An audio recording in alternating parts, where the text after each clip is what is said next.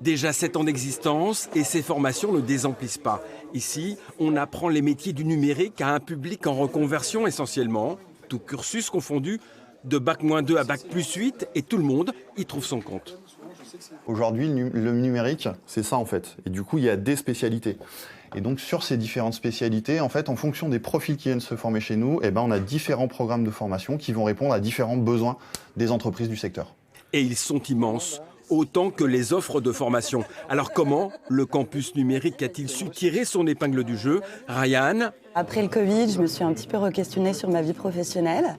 Et puis, je recherchais à me reconvertir au départ dans le digital. A d'abord été séduite par une formation rapide et immersive. J'ai trouvé que le système était très bien. C'est-à-dire que là, pour notre promotion, on est 6 mois à l'école. Et ensuite, on a 1 an d'alternance. Et c'est surtout la partie entreprise qui m'a vraiment plu. Emmanuel, employé dans la restauration auparavant, apprécie l'accent mis sur le travail en équipe. En fait, on fait des projets en groupe qui n'ont rien à voir avec le numérique et c'est surtout pour voir comment on se comporte et comment on peut travailler en équipe. Des formations diplômantes jusqu'à Bac+5, entièrement prises en charge par la collectivité et débouchant sur un emploi garanti. On a la chance d'être dans un marché tendu, donc il y a pas mal d'opportunités et les salaires sont relativement convenables.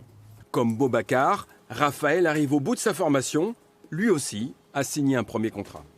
J'ai trouvé une alternance chez Atos avec le job dating qui était organisé par le campus numérique et ils m'ont proposé donc un CDI dans une autre équipe.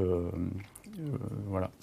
Grâce au partenariat qu'il a su sceller avec les meilleures entreprises du marché, le campus numérique assure une alternance à 90% de ses apprenants et un emploi à plus de 80% d'entre eux.